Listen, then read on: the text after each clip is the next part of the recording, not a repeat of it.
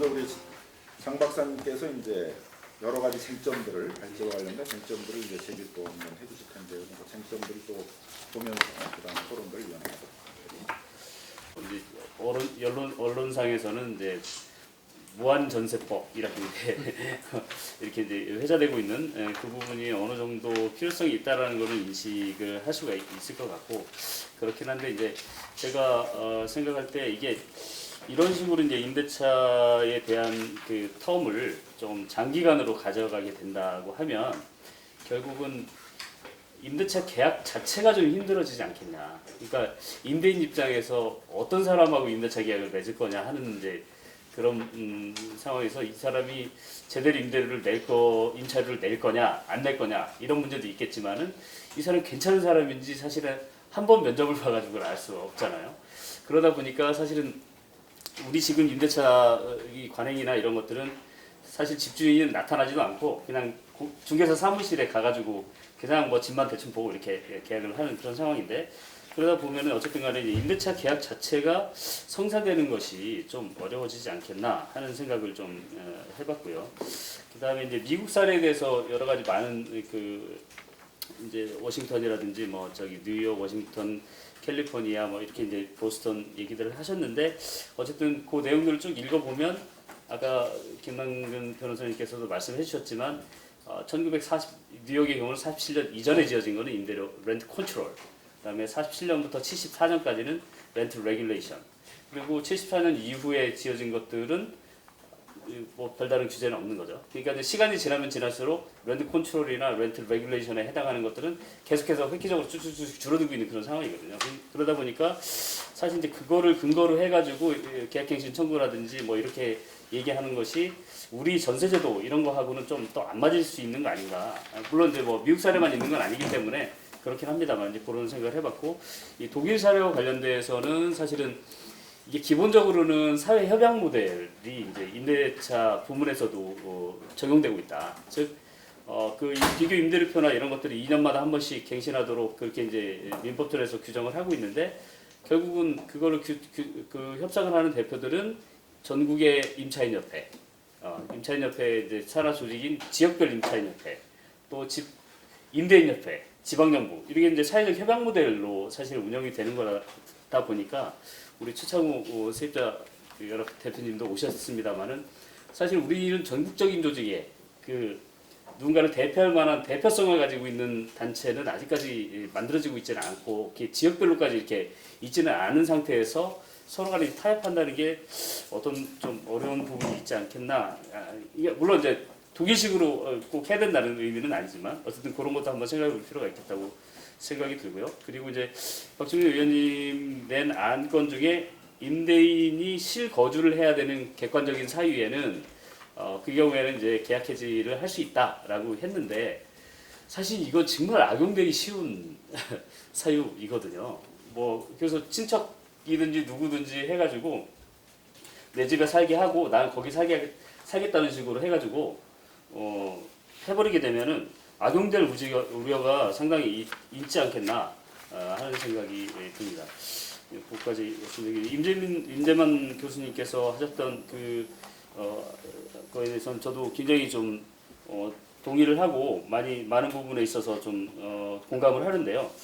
어쨌든 이제 임대인과 임차인 간의 오늘 논의가 되는 거의 주제 자체도 임대인과 임차인 어느 한편을 들기 위한 제도는 아니다라고 말씀을 하고 계신데, 저는 이제 그런 의미에서 조금 말씀 나온 김에 한번 얘기해야 되는 게, 사실 이 주택임대차보호법은 제정된 연역을 보면요, 1981년도 2월달에 제정이 됐는데 국보위에서 제정된 법률입니다. 국보위라는 그게 어떤 건지 잘 아시죠? 결국 이제 50가국의 그 50가국 수립을 위한 제도적인 기반을 마련하기 위해서 했던 이제 그런 아주 초법적인 초헌법적이라고 하는 건 좀 이상하고, 하여튼 이게 정통성이 없는 이 국회가 아닌 이제 국보에서 만든 법인데, 결국은 그 쟁점은 두 가지였습니다. 최소 임대차 기간 1년으로 확정하는 거하고, 전세 계약을 한번 하고 나서 딴 사람하고 또 이중 계약을 맺는다든지 해서 피해를 막 눈물을 많이 흘리게 하는 그런 일이 있었기 때문에 제3자 대항력을 확보하겠다는 게 주택 임대차 보호법의 핵심적인 내용이었거든요. 근데 사실은 이게 40년간 주택 임대차 보호법으로 운영이 되어 오다 보니까 결국은 제가 보면 임차인의 임차 보증금도 보호하지 못하는 임대차 보호법입니다. 우선 면제권 제도나 이런 걸 보면. 그래서 사실 저는 임대차 보호법의 보호를 떼야 된다고 생각하는 사람이거든요. 그래서 사실 주택 임대차법으로 전면적으로 좀 개편한다고 하면 이게 임대인의 권한과 의무, 임차인의 권한과 의무 이런 거를 명백하게 할 수 있고 행정적으로 이거 개입할 수 있는 근거도 뭐 여러 형태의 어떤 임대차 제도와 관련된 여러 제도들을 포괄할 수 있는 그런 새로운 길이 열리는데 이게 주택 임대차 보호법 개정으로만 계속해서 논의가 되다 보니까 결국에는 이게 이제 사람들로 하여금은 임차인 보호에만 초점이 더 있다는 걸로 인식이 된다는 거죠. 그래서 이제 요건 좀 뭐 얘기가 길기 때문에 이 정도만 하도록 하겠습니다. 그리고 이게 이제 임대차 기간이 이렇게 장기간 됐을 경우는 결국은 공인중개사 지금 공인중개사 자격을 갖고 계신 분들이 전국에 12만 명이 계시고 개업 공인중개사가 7만 명인가 8만 명인가 계시는데 그분들이 사실 이제 밥줄이 다 끊어지는 겁니다. 그래서 그거에 대한 또 문제들도 생겨날 수 있을 것 같고요. 아까 이제 임재원 교수님 말씀하신 임대차 시장의 이제 고액 전세라든지 이런 문제들도 사실 이제 제가 말씀드렸던 주택 임대차 보호법에서 보호자를 떼면 조금 해소될 수 있는 그런 부분일 수도 있을 것 같고 또 전세 임대와 관련해서 이제 이 임대료 상한을 두고 하는 거에 계속 말씀을 하셨는데 이게 집주인 입장에서 보면은 이게 이제 임대 수익률이 얼마 안 될 수가 있어요. 그러니까 이게 무슨 말씀이냐면 전세금 5억짜리 전세 7억 집인데 이거 전세 4억 5천원짜리 전세를 주게 되면은 자기 투자한 거에 대비해서 단순이자를 3% 하면 단순 수익률이 1.9% 나옵니다. 그러니까 사실은 이제 임대인들이 이게 그런 이제 저수익 구조화 하에서 이 임대인으로 남아 있는 이유는 자산가치 상승을 기대하고 그것 때문에 사실 임대차 시장에 남아 있는 거거든요. 근데 이제 그거에 대한 기회를 자꾸 줄이게 되면은 결국은 임재원 교수님 말씀하셨듯이 그런 식의 이제 그 문제들도 좀 생길 수 있다. 그러니까 이제 임대인이 임대차 시장에 남아 있지 못하도록 하는 이제 그런 문제가 있을 수 있다라는 생각이 듭니다.